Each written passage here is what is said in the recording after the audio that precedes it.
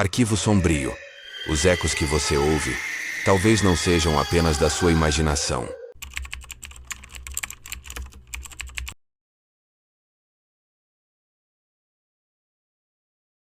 Você já brincou com uma tábua Ouija?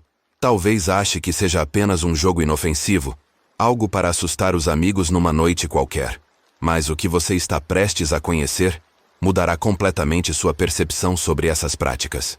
Esta é a história de 4 jovens de uma pequena cidade do interior de Minas Gerais, onde uma brincadeira aparentemente inocente despertou algo que deveria ter permanecido em repouso eterno. Antes de prosseguirmos, um aviso do Arquivo Sombrio. Os eventos que você está prestes a conhecer são baseados em relatos reais, e talvez você deseje nunca ter conhecido esta verdade. Era uma tarde de março quando Natan e Ismael finalmente retornaram à pequena cidade de Santa Clara do Monte, no interior de Minas Gerais. 3 anos haviam se passado desde que partiram para estudar na capital, deixando para trás os amigos de infância e as memórias da vida simples do interior. A praça central da cidade permanecia exatamente como na lembrança deles.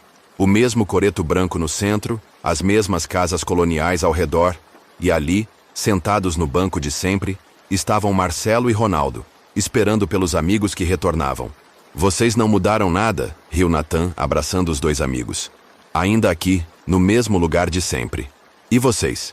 Perguntou Marcelo, observando os 2 recém-chegados. A cidade grande não os transformou em pessoas diferentes? Jamais, respondeu Ismael. Podem ter certeza de que somos os mesmos de sempre. Nada substitui este lugar e vocês. A conversa fluiu naturalmente, como se os 3 anos de distância fossem apenas alguns dias. Falaram sobre as mudanças na cidade, sobre as pessoas que haviam partido, sobre os que ficaram. Mas havia algo no ar daquela tarde que parecia diferente. Uma sensação estranha, como se algo estivesse prestes a acontecer. Quando a noite chegou, os 4 amigos se dirigiram ao local onde sempre se reuniam na juventude, à margem da lagoa, nos limites da cidade. Ali, sob a luz fraca das estrelas, acenderam uma fogueira e se sentaram em círculo, como nos velhos tempos. Era então que Natan abriu sua mochila e retirou algo que mudaria suas vidas para sempre. Olhem só o que trouxe, disse ele, segurando uma tábua retangular de madeira escura. É uma tábua Ouija. Vocês conhecem? Na tábua estavam escritos os números de 0 a 9, todas as letras do alfabeto, e nas extremidades as palavras sim e não. No centro inferior havia a palavra adeus, gravada em letras góticas. Isso é coisa de filme, riu Marcelo. Vocês não acreditam mesmo nessas bobagens, acreditam? Não é bobagem, insistiu Ismael. Na faculdade, conhecemos pessoas que usavam isso regularmente. Funciona mesmo. Ronaldo balançou a cabeça, cético. Como assim funciona? Vocês estão falando sério? Olha, é simples, explicou Natan, colocando a tábua no centro do círculo. Colocamos esta peça aqui no centro. É chamada de indicador. E todos põem um dedo sobre ela. Fazemos uma pergunta para algum espírito. E ele responde movendo o indicador pelas letras. E vocês acreditam que isso é real? Perguntou Marcelo, ainda incrédulo. Só tem um jeito de descobrir, respondeu Ismael, já posicionando o indicador no centro da tábua. O que vocês fariam se seus melhores amigos insistissem para participar de algo que, no fundo, sabiam que não deveria ser feito? Os 4 amigos se posicionaram ao redor da tábua, cada um colocando levemente o dedo indicador sobre a pequena peça de madeira. A fogueira crepitava ao lado, projetando sombras dançantes sobre seus rostos tensos. Natan foi o primeiro a falar. Se existe algum espírito aqui conosco, dê um sinal da sua presença. Esperaram em silêncio por alguns momentos. O vento noturno balançava as árvores ao redor da lagoa, criando um murmúrio constante que parecia sussurros ininteligíveis. Ronaldo estava prestes a fazer uma piada quando sentiu o indicador se mover sob seu dedo. Vocês estão empurrando, acusou, mas sua voz tremia ligeiramente. O indicador havia se movido até a palavra sim e parou ali, como se estivesse esperando a próxima pergunta. Marcelo engoliu em seco. Não havia como algum deles ter movido a peça. Todos tinham apenas um dedo sobre ela, e o movimento havia sido firme e decidido. Qual é o seu nome? Perguntou Ismael, sua voz quase um sussurro. O indicador começou a se mover novamente, desta vez deslizando pelas letras com uma precisão que os arrepiou. Valeria. Depois, moveu-se para sim, como se confirmasse a resposta. Valeria, repetiu Nathan. Por que você está aqui? O que você quer? A resposta veio letra por letra, formando uma palavra que fez o sangue deles gelar. Vingança. Vingança do quê? Perguntou Marcelo, mas sua voz foi abafada por um vento súbito que soprou com tanta força que quase apagou a fogueira. As chamas vacilaram, criando sombras grotescas que pareciam dançar ao redor do grupo. Foi então que Ronaldo, tomado por um medo repentino, tirou o dedo do indicador. Chega, isso é loucura! Vocês estão fazendo isso de propósito. Não, gritou Ismael. Você não pode tirar o dedo assim. Tem que se despedir primeiro. Mas já era tarde. O vento parou abruptamente, criando um silêncio tão pesado que puderam ouvir seus próprios corações batendo. E então, ecoando pela noite, veio uma risada. Uma risada feminina, amarga e cheia de ódio.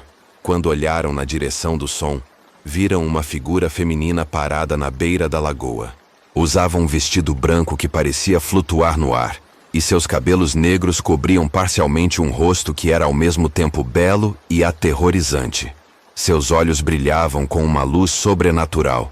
Vocês me chamaram, disse a aparição, sua voz ecoando como se viesse de muito longe. E agora vou terminar o que comecei há tantos anos. Os 4 amigos correram. Correram como nunca haviam corrido na vida, deixando para trás a tábua, a fogueira e a risada que os seguiu pela noite adentro. Só pararam quando chegaram na praça central da cidade, ofegantes e em pânico. Vocês viram aquilo? Perguntou Marcelo, tentando recuperar o fôlego. Todos nós vimos, respondeu Nathan, seu rosto pálido como papel. Meu Deus, o que nós fizemos? Não foi culpa nossa, disse Ismael. Ronaldo quebrou o contato. Tinha que se despedir primeiro. Não me culpem por isso, protestou Ronaldo. Vocês é que trouxeram essa coisa maldita. Se você estivesse no lugar deles, conseguiria dormir tranquilo naquela noite sabendo que havia despertado algo que deveria permanecer em repouso? Na manhã seguinte, a cidade de Santa Clara do Monte acordou com uma notícia terrível. José da Silva, um comerciante respeitado, havia sido encontrado morto em sua casa. Não foi apenas a morte que chocou a todos, mas a maneira como ela aconteceu. O corpo foi encontrado com sinais de violência extrema, e ao lado dele, alguns fios de cabelo feminino que não pertenciam a ninguém da família. Os 4 amigos se reuniram novamente, desta vez na casa de Nathan. Ninguém havia dormido direito, e todos sabiam que havia uma conexão entre o que fizeram na noite anterior e a morte de José. Precisamos descobrir quem era essa Valeria, disse Ismael. Tem que haver uma explicação. Foi então que procuraram seu Antônio, o homem mais velho da cidade, conhecido por guardar na memória todas as histórias e lendas locais. Quando contaram sobre a tábua Ouija e o nome Valéria, o rosto do idoso se transformou em uma máscara de horror. Vocês fizeram uma coisa terrível, disse ele balançando a cabeça. Valeria Mendes foi uma mulher que viveu aqui há cerca de 30 anos. Uma tragédia que a cidade inteira tentou esquecer. A história que seu Antônio contou era de partir o coração. Valeria havia se casado com Carlos, um homem trabalhador, mas doente. Quando Carlos morreu de tuberculose, Valeria se recusou a aceitar a perda. Desesperada, ela procurou práticas de magia negra, acreditando que poderia trazê-lo de volta à vida. Ela precisava de sangue, continuou o idoso. Sangue de 7 homens para completar o ritual. Matou 3 pessoas antes de ser descoberta. Quando os habitantes da cidade a confrontaram, ela fugiu para uma caverna nos arredores, levando o corpo em decomposição do marido. E o que aconteceu com ela? Perguntou Nathan. Os homens da cidade a seguiram até a caverna. Ela se recusou a parar com a loucura. Então, fizeram o que achavam que era necessário. Mataram Valéria a pedradas, mas nunca encontraram o corpo de Carlos. E agora ela voltou, murmurou Marcelo, por nossa causa. Naquela noite, mais uma morte abalou a cidade. Antônio, o dono da padaria, foi encontrado morto da mesma forma que José. E novamente, fios de cabelo feminino foram encontrados junto ao corpo. Ela vai continuar matando até completar o que começou, percebeu Ismael. 7 homens. Ainda precisa de mais 4. Temos que fazer alguma coisa, disse Nathan. Foi culpa nossa. Podemos usar a tábua Ouija novamente, sugeriu Ronaldo. Se conseguirmos chamá-la de volta, talvez possamos mandá-la embora. Mas quando foram buscar a tábua na margem da lagoa, ela não estava mais lá. Em seu lugar, encontraram apenas cinzas frias da fogueira e uma mensagem escrita na areia. 4 restam. A noite seguinte trouxe a terceira morte. Depois, a quarta. A cidade inteira estava em pânico. Famílias trancavam suas casas ao anoitecer, e os homens evitavam sair sozinhos. Foi então que Nathan teve uma ideia desesperada. A caverna, disse ele. Seu Antônio falou sobre uma caverna. Se o corpo de Carlos ainda está lá, talvez possamos terminar o que deveria ter sido feito há 30 anos. Os 4 amigos, acompanhados por alguns homens corajosos da cidade, partiram em direção às montanhas. A caverna era fácil de encontrar. Havia uma aura de mal ao redor dela que parecia repelir até mesmo os animais. Dentro da caverna, encontraram uma cena que ficaria gravada em suas memórias para sempre. O corpo mumificado de Carlos estava disposto sobre uma mesa de pedra, cercado por velas negras e símbolos estranhos desenhados nas paredes. E ao lado dele, 3 corpos recentes, as últimas vítimas de Valéria. Está na hora de acabar com isso, disse Nathan pegando uma tocha. Mas antes que pudessem fazer qualquer coisa, uma voz ecoou pela caverna. Vocês chegaram tarde demais. Valeria apareceu entre as sombras, mais terrível do que nunca. Seus olhos brilhavam com uma luz vermelha, e ao redor dela, uma aura de morte que fazia o ar ficar pesado.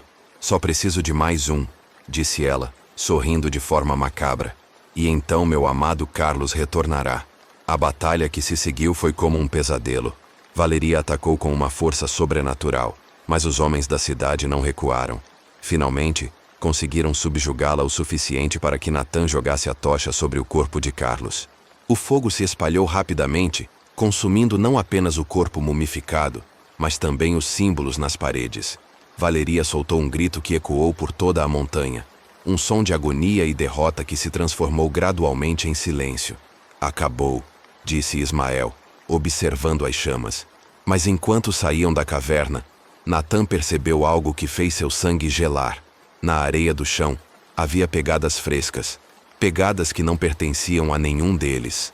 E então, ecoando pela noite, veio uma risada familiar. Não era Valéria quem estava rindo. Era uma voz masculina. Carlos havia acordado. Alguns dizem que na cidade de Santa Clara do Monte, quando a noite é mais escura e o vento sopra forte, ainda se pode ouvir 2 vozes chamando uma pela outra.